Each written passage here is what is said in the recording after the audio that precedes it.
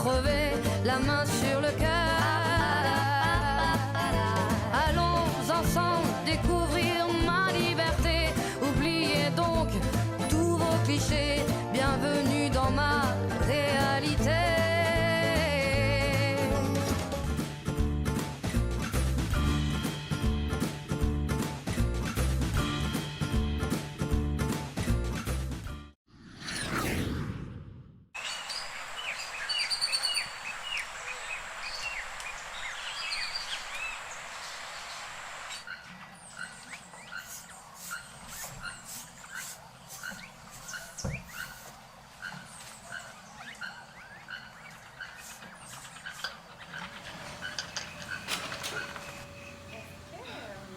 Je vous présente Vicky Mongrain-Perron.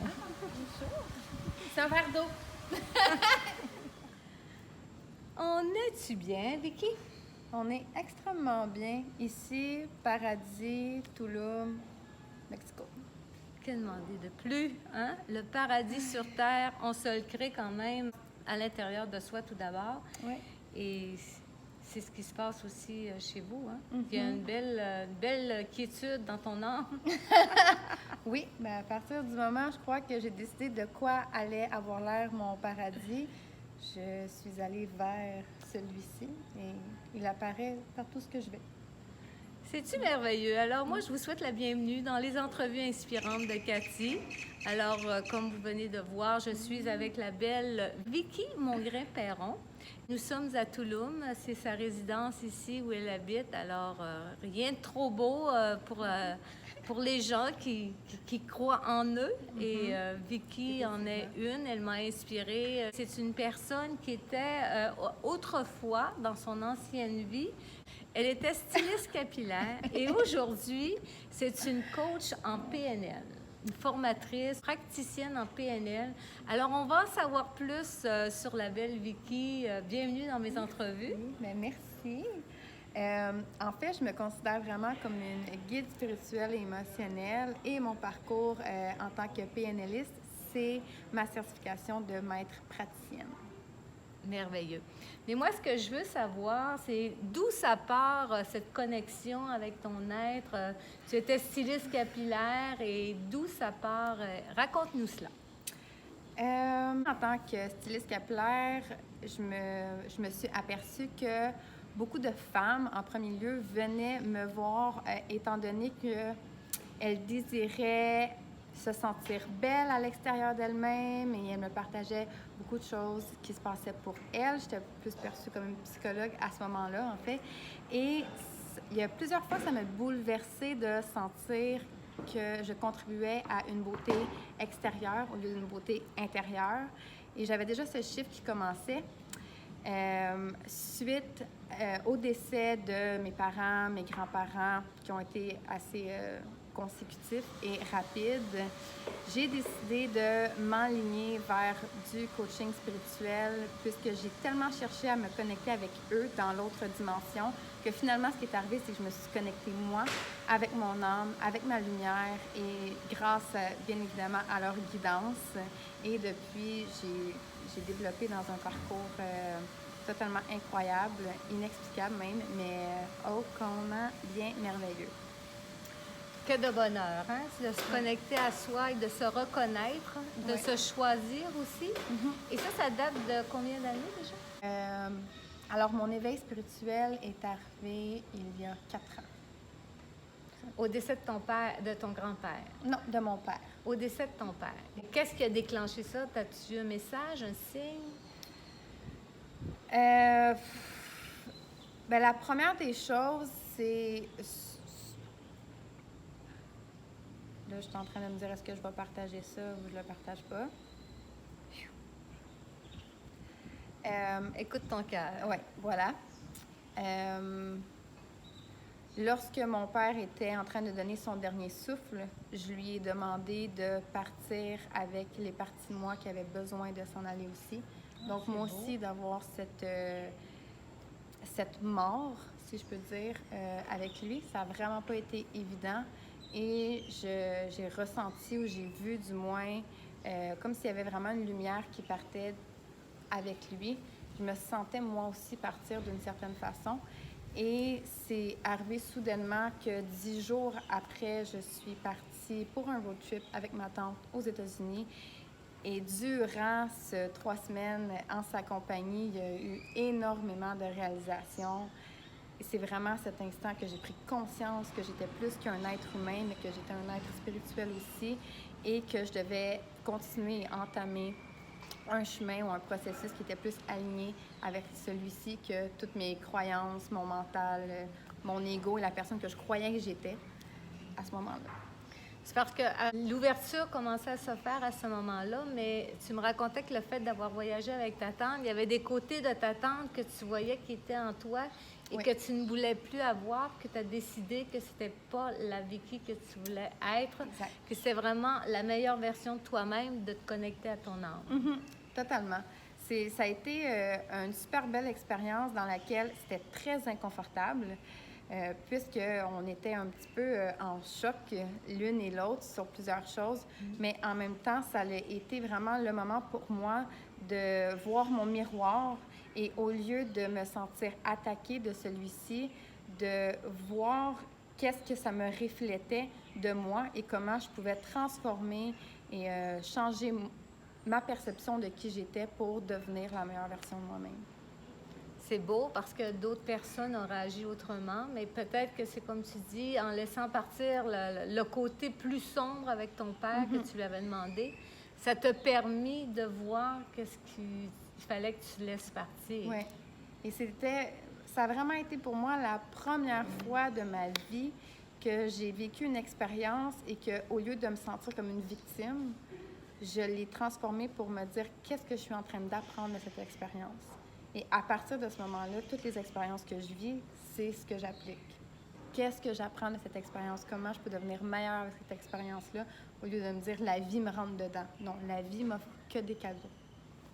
Et des expériences pour te faire évoluer. Toujours, toujours. Et la plupart du temps, ce sont les expériences les plus inconfortables et douloureuses qui apportent le plus de magie et le plus d'amour au bout de la ligne. Oui. Tellement beau de se connecter à soi et de se choisir. Et suite à ça, toi, c'est à ce moment-là aussi que tu as décidé de changer de carrière, que le métier de styliste ne te convenait plus? Ça faisait déjà quelque temps que j'étais moins en alignement avec cette carrière-là, mais que je prenais pas vraiment d'action pour le changer. Je crois qu'il y avait beaucoup de peur aussi par rapport au changement, l'acceptation que j'ai fait des études ou que ça faisait bientôt 10 ans que j'étais dans ce domaine, puis de me dire que j'allais recommencer à zéro. Mais là, d'avoir tous ces changements dans ma vie qui n'étaient pas voulus, ça m'a permis de me dire, ben c'est parce que je suis une nouvelle personne, ça fait plus partie de moi, je laisse aller puis je m'en vais de l'avant. Donc c'est vraiment à ce moment-là que oui, j'ai commencé un autre parcours, que je me suis réassise, que j'ai mis en place la vision de l'être que je voulais être et ce que je voulais faire. Puis, à partir de là, j'ai commencé à prendre des actions qui étaient en alignement avec cette vision qui venait de mon cœur au lieu de prendre des décisions qui étaient en alignement avec mes peurs, mes doutes ou mes limitations. Parce qu'avec le métier que tu faisais à ce moment-là, il y avait un côté superficiel qui devait être pour bien paraître. Oui. Et tout, puis ça a été comme terminé. Ah, totalement. Pour moi, je me souviens d'une cliente en particulier qui me dit « Je me trouve juste belle quand que je viens de voir » et ça m'a bouleversée, mais totalement bouleversée. Je me suis dit « Je ne veux pas contribuer à ça dans ma vie.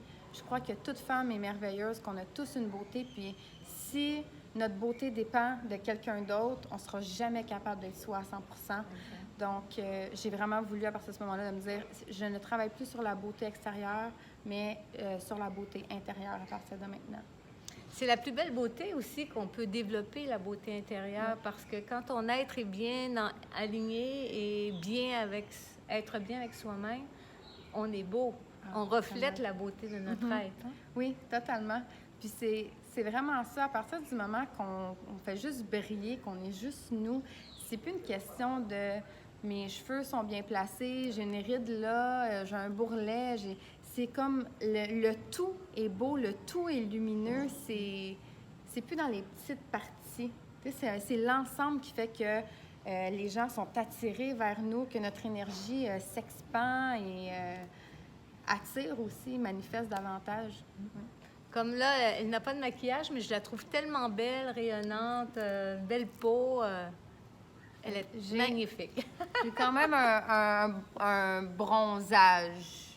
Dans le sens, j'ai une poudre bronzante, c'est tout ce que je me mets.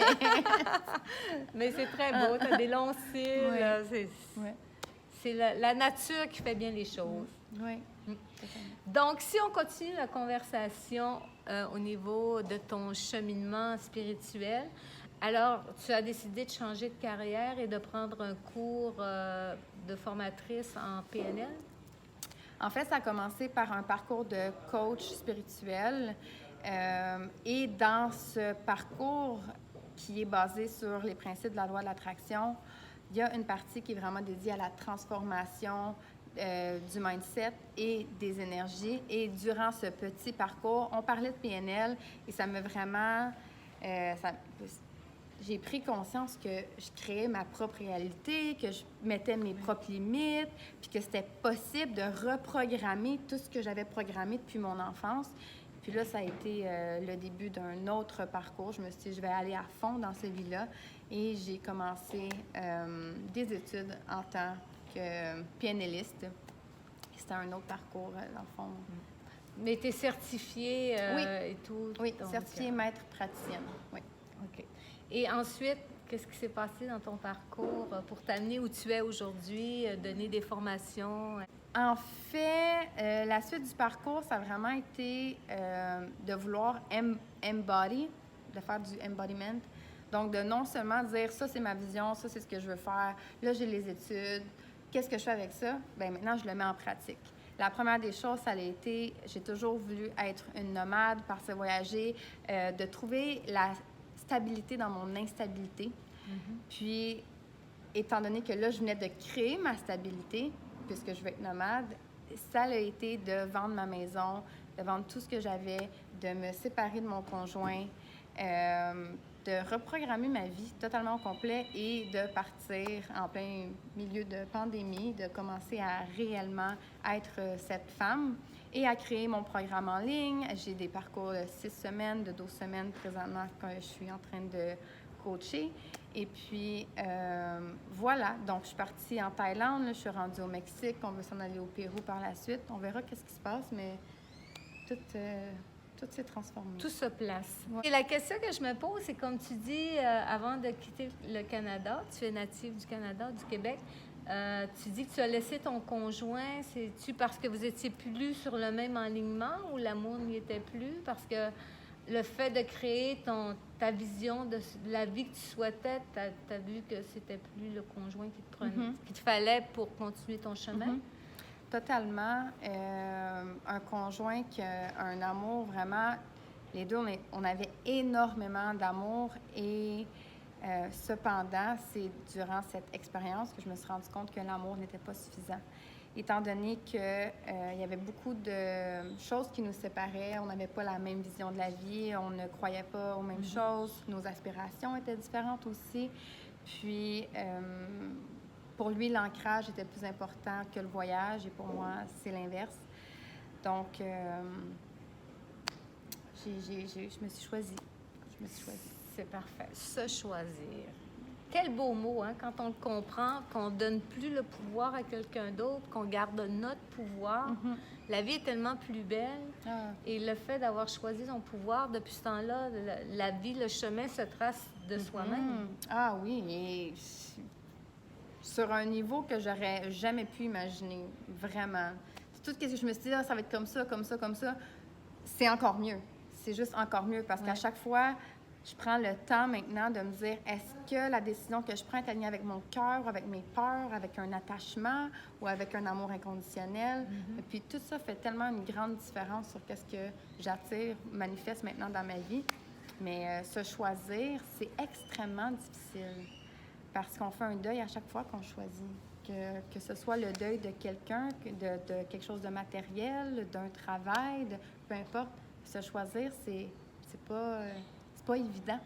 Puis je pense que ça a été beaucoup dans je me suis retenue de me choisir pendant longtemps par peur de qu'est-ce qu'il va dire, c'est quoi les jugements qu'on a de moi. Puis encore plus que ça, c'est les gens qui disent que tu ressens rien parce que tu te choisis. Ça fait mal. Ça fait mal. On le sait que ça peut blesser une autre personne de choisir, tu sais, mais... Ça fait mal, mais d'un autre côté, il ne faut pas rester avec ce mal-être parce que ça ne nous appartient pas. C'est le mal qu'une autre personne essaie de te transmettre de par sa douleur et sa peine. Mais quand on comprend ça, on se dit, bien, ça lui appartient. Et voilà. On lui envoie de l'amour. Oui, totalement. Totalement. Ça a été cette pratique de me choisir de plus en plus jusqu'à temps de vraiment prendre cette grande décision de je me choisis à 100%, pas juste par petites parties. C'est très beau. Et toi, ton parcours, tu es allé vivre presque 1 an en Thaïlande, je crois. Oui. Il y a beaucoup de belles expériences qui ont dû se produire à ce moment-là, des belles connexions à l'être encore plus. Peux-tu nous raconter quelques situations? Oui. Mais est-ce que tu as pris des formations aussi en Thaïlande? En Thaïlande, j'en ai pris énormément, plusieurs workshops, dans le fond, pas de certification en tant que telle, mais ça a été un magnifique parcours dans l'intégration des pratiques aussi de connexion à soi par différentes pratiques, dans le fond. Que ce soit par du tantra, de développer une sexualité qui est sacrée, que j'avais aucune idée qu'est-ce que ça voulait dire et que ça a complètement changé ma vie, de faire du breathwork, d'être plus dans le embodiment, de faire plus de méditation, de faire du kirtan, donc des mantras, des rituels de lune, j'en fais à chaque 2 semaines.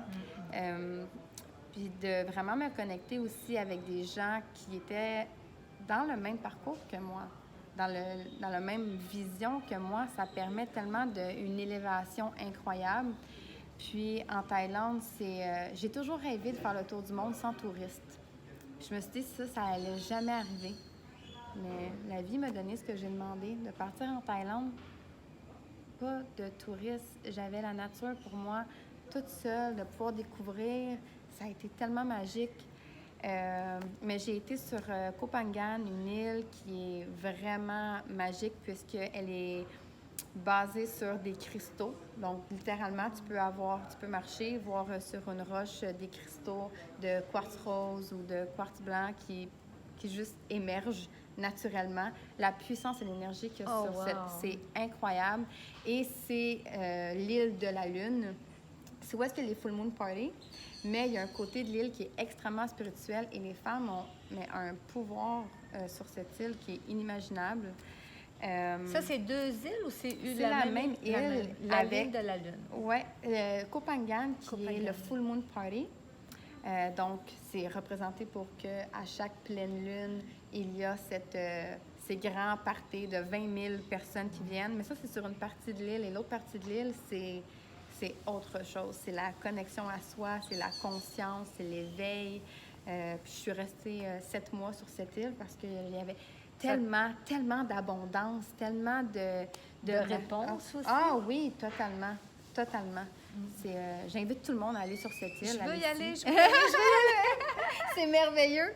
En plus, c'est tellement pas cher. Des workshops aussi pour comprendre bien mon yoni, pour bien comprendre le pouvoir qu'on a en tant que femme, le féminin sacré, qu'est-ce que ça veut dire, c'est quoi les archétypes, les phases par lesquelles on passe à l'intérieur de nous, où est-ce que sont logées toutes nos émotions, toutes nos énergies qui nous bloquent. Et c'est incroyable de prendre conscience comment l'énergie sexuelle, de Life Force Energy est tellement importante et se situe dans notre bassin, puis on a été tellement déconnectés de ce pouvoir qui nous appartient. Donc, de prendre conscience de tout ça, de pouvoir l'appliquer, de maintenant être fière d'en parler, puis de ne pas me gêner d'utiliser des mots ou des concepts qui sont encore très, très nouveaux ou du moins pas affichés par la société, si je peux dire. Ouais. C'est d'apprendre à dire les choses comme elles sont, puis sans gêne et avec facilité. Beaucoup d'authenticité et de vulnérabilité. Oui, vraiment. C'est magnifique, j'adore t'entendre. Alors toi, si on revient à tes formations, c'est ce que tu apprends aux gens de se connecter à leur être, puis tu donnes des outils? Oui. En fait, ce ce que j'aime, c'est créer des expériences qui sont transformationnelles. Et c'est pourquoi moi-même m'implique dans énormément de différentes traditions ou pratiques dans n'importe où ce que je voyage. Parce que le parcours que je fais pour mes clientes, c'est vraiment qu'elles apprennent à être authentiques et connectées avec leur féminin sacré. Et pour ce faire, je crois qu'il y a une partie qui est beaucoup dans l'énergie, dans l'émotionnel, d'avoir cette authenticité, cette liberté de vivre nos émotions, de les véhiculer. Et il y a plusieurs façons aussi de libérer toutes ces énergies qui sont à l'intérieur de nous. Donc, durant mon parcours, mettons le parcours que je fais présentement de 12 semaines, c'est vraiment une évolution dans laquelle je démontre plusieurs experts, parce que je vais faire des entrevues avec des experts et à chaque semaine, c'est quelqu'un de nouveau et vous expérimentez que ce soit du breathwork, que ça va être la sexualité sacrée, que ça va être avec un shibari, que ça va être avec les plantes médicinales, peu importe qu'est-ce que c'est, mais c'est vraiment pour que vous ayez tous les outils pour commencer à l'impliquer à la maison. Donc, et pour tout ce qui est transformationnel, pour le mindset, les croyances, ça, c'est ma partie à moi, ça m'appartient, c'est ma guidance. Mais autrement, c'est vraiment un chemin d'exploration pour permettre un alignement mental et spirituel.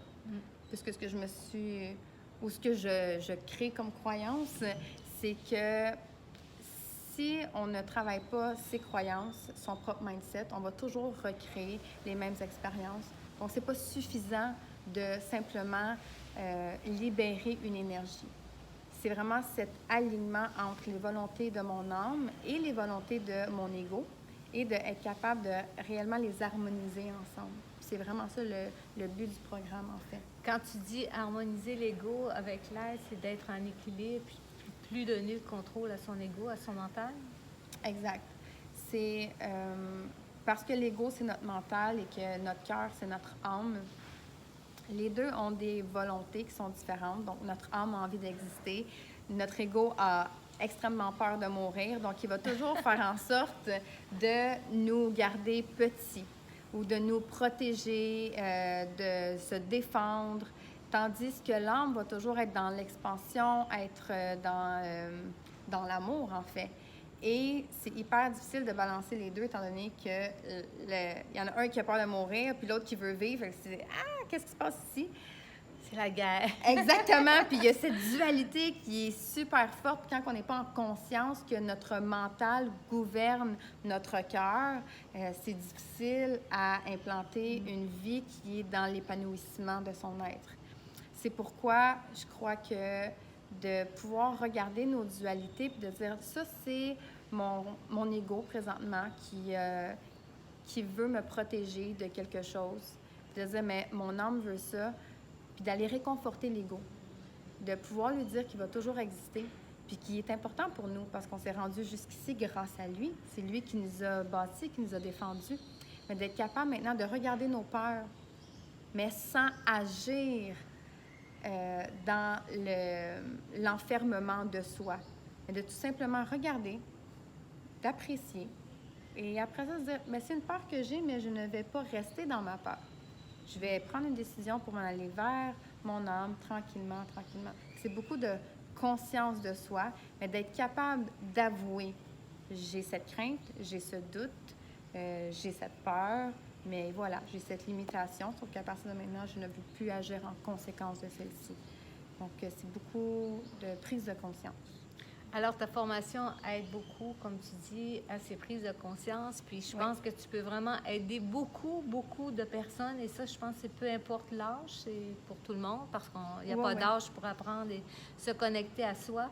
Mais on sait qu'il y a tellement de gens aujourd'hui qui ont des peurs et qui restent connectés à leurs peurs. Totalement. Alors, moi, je recommande vraiment cette formation qui pourra vous donner les outils nécessaires pour vous connecter à votre être et à votre mieux-être, pouvoir aller de l'avant et dire « Wow, mais c'est ça la vie! » Oui, mais c'est intéressant ce que tu dis parce que c'est vrai, depuis mon éveil, je me suis rendu compte que j'ai jamais vécu auparavant. Je vivais comme dans l'illusion de mes fils de perception, de mon ego, puis de mon enfermement, puis de mes blessures. Puis maintenant, c'est vraiment différent. Je me sens vive. Vraiment, il y a cette vitalité, cette énergie qui est totalement différente. Ça se véhicule, là, on le ressent différemment à l'intérieur de soi. On commence à ressentir beaucoup plus de papillons dans le cœur, notre âme, qui nous dit « C'est beau, continue, je suis fière de toi. » Totalement. Je suis plus émue, j'ai beaucoup plus de pleurs, mais c'est pas des pleurs, je suis triste, c'est vraiment... Oui, gratitude. Oui, exactement. Oui, totalement. C'est beau. C'est beau quand on est dans la gratitude, comme ça, regarde le sourire, on est bien avec soi. Ouais. Alors, si on en revient à ta formation, elle débute quand, puis ça s'appelle comment déjà? Bien, mon programme s'appelle Guidance universelle. Celui-ci est le programme de 12 semaines. Et en fait, là, je suis en reconstruction puisque je m'ouvre maintenant à un parcours avec les hommes, vu que je ne servais que les femmes. Je vais avoir une prochaine ouverture de cohorte en janvier, étant donné que celle-ci va terminer le 22 décembre. Voilà. Donc, tu en as déjà une en cours avec les femmes et la prochaine cohorte sera pour vous, messieurs. Quelle opportunité à saisir! Oh yes! Totalement! Mais je vais aussi offrir davantage de programmes qui sont individuels, dans le fond, qu'il n'y a pas de coaching en tant que tel qui est impliqué à chaque semaine pour que ce soit plus accessible, pour permettre cet éveil, avoir plus d'outils. Donc, il va y avoir ces deux programmes. Un programme de 6 semaines que vous pouvez faire à la maison avec tous les modules que vous recevez. C'est vraiment à votre rythme. Et aussi un parcours que, en plus des modules, vous avez cet accompagnement avec moi à chaque semaine ou tout dépendant du programme. Je change tout le temps selon ce qu'il y a, mais ça va être 2 parcours possibles.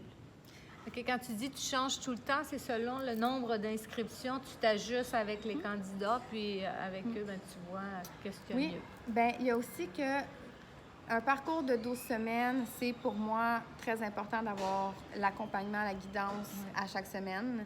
Pour un parcours de 6 semaines, ça peut être justement fait à la maison.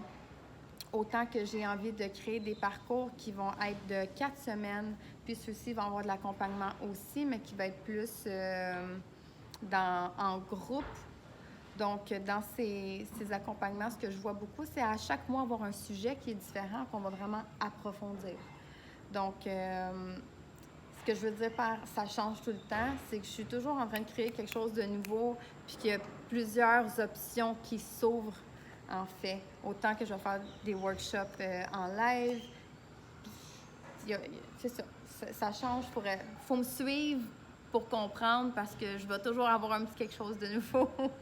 Mais c'est ça d'être connecté à son être. L'intuition ou le côté créateur est tout le temps là. Puis il y a des choses qu'on dit « Ah, il faut que je rajoute ça. » Puis « Ah, ça, je vais le dire. » Parce que les messages sont présents. Oui, c'est ça. Puis selon les besoins de chaque individu aussi, où est-ce qu'ils sont rendus, comment ils veulent s'impliquer. C'est beaucoup ça.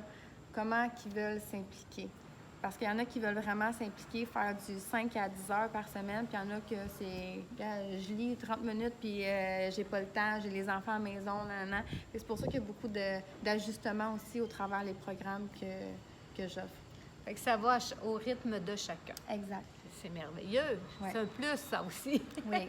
Oui, vraiment un plus.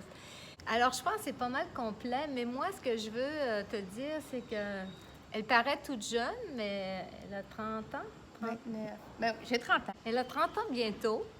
Et déjà connectée à son aide, de créer sa vie, sa réalité et de pouvoir aider des gens à la créer aussi, je trouve que c'est vraiment un beau cadeau que tu t'es fait, mais un beau cadeau que tu fais aussi aux gens qui sont autour de toi puis qui vont suivre ta formation. C'est magique, c'est beau. Moi, je te félicite. C'est très inspirant. De mon côté, j'espère que pour vous, ça va vous inspirer. Et tes projets présents, c'est Tulum. Est-ce que tu penses rester au Mexique longtemps?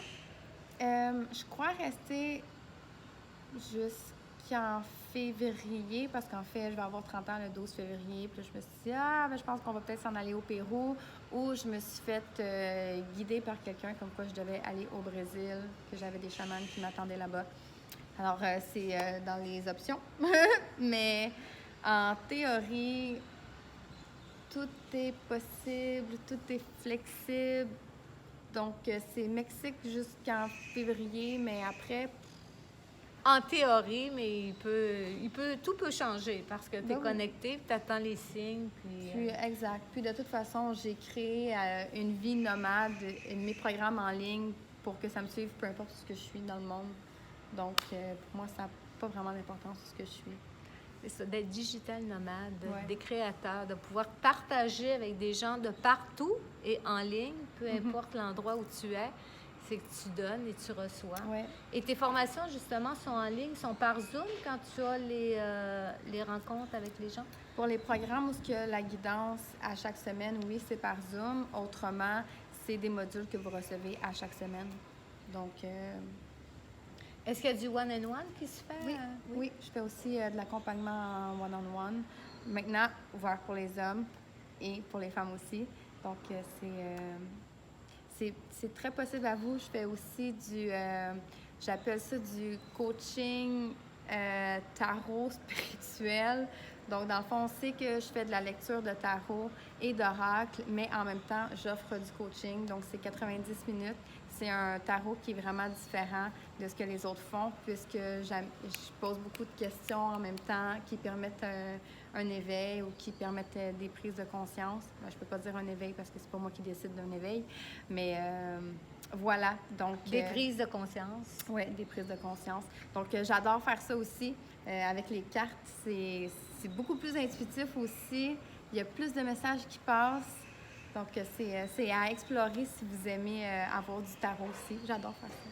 Ça, tu le fais aussi en ligne par Zoom. Oui, par Zoom. Oui. Merveilleux. Et ça, le tarot, tu l'as développé au fil du temps ou c'est quelque chose que tu avais en toi depuis tout jeune puis que tu l'as développé? Non, en fait, oui, j'ai pris une formation en tant que tarologue. Donc, voilà. Puis, j'ai appris par la suite que c'est juste à force de faire du channeling. Le channeling, c'est vraiment ça qui m'amène à créer, avoir une connexion plus profonde avec les cartes, à recevoir ces messages. Les cartes, c'est vraiment juste en train de refléter l'énergie qui est là. On capte les messages. Donc, c'est facile de se connecter. Tout le monde peut le faire. On a tous ce don. On l'a tous. Est-ce que tu guides les gens à aller vers cette connexion-là dans ta formation, justement, oui? Oui. Oui. Totalement. Le message est lancé. Alors, à vous de prendre la décision, à vous de vous choisir. On l'offre. Oui. Vicky, elle vous l'offre. Et comme elle vous l'a expliqué dans sa formation, elle vous le montre comment vous connecter à vous, mais il s'agit juste de prendre la décision. Exact. Totalement. Et les gens, ils peuvent te rejoindre comment exactement? Tu as un site web? Oui, donc c'est possible par mon site web qui est vickymp.com. Autrement, ça va être ma page Facebook qui est Femmes spirituelles et émotionnelles. Justement, il faudra peut-être que je le change pour pouvoir inclure les hommes dans tout ça. Sinon, juste me rejoindre sur Facebook, mon Facebook personnel qui est Vicky Mongrain-Perron. Et sur Instagram, c'est vickymp, Pygmalière. Tout est là, tout est dit. Alors, moi, je vous remercie d'être à l'écoute des entrevues inspirantes. Je suis certaine que la belle Vicky vous a inspiré. Elle est tellement belle, rayonnante, puis je suis certaine qu'elle pourra vous aider à vous connecter à la meilleure version de vous-même. Tiens-toi. Merci beaucoup pour cette entrevue. Ça me fait vraiment plaisir. Ben moi de même. Je pense qu'on va rester en contact. Ah, je crois aussi. Je crois que ce n'est que le début d'une aventure. Oui, vraiment. Alors, je te souhaite le meilleur dans tes formations et que la vie continue Ah oui. pour le meilleur. Oui, merci beaucoup. Ciao tout le monde. Avec amour. Oui, amour et joie, prospérité et connexion. Plein de connexions. Abondance. C'est bonheur, happiness. Compassion, confiance, foi. Si la foi est vraiment importante. Ah oui, ah oui. Ah, je pense qu'on parle puis on verra. Oui. Bien, en fait, c'est intéressant parce que, tu sais, du monde me dit, ah, ben crois en toi. Puis je suis comme, sais-tu, j'aime pas ce mot. Tout simplement parce que dans une croyance, il y a encore une possibilité de changement, de négativité. Tu sais, je crois que, mais ça peut changer. Tandis que quand on a foi, c'est inébranlable. Peu importe ce qui arrive, je le changerai pas. J'ai foi en l'univers, j'ai foi en moi, puis ça va rester comme ça. Fait que je veux que vous ayez foi en vous. comme ils disent, la foi peut traverser les montagnes, puis elle peut traverser encore beaucoup plus. Exact. Totalement. Voilà. Alors, on termine avec « Ayez la foi Oui, ayez foi en vous. » Ciao!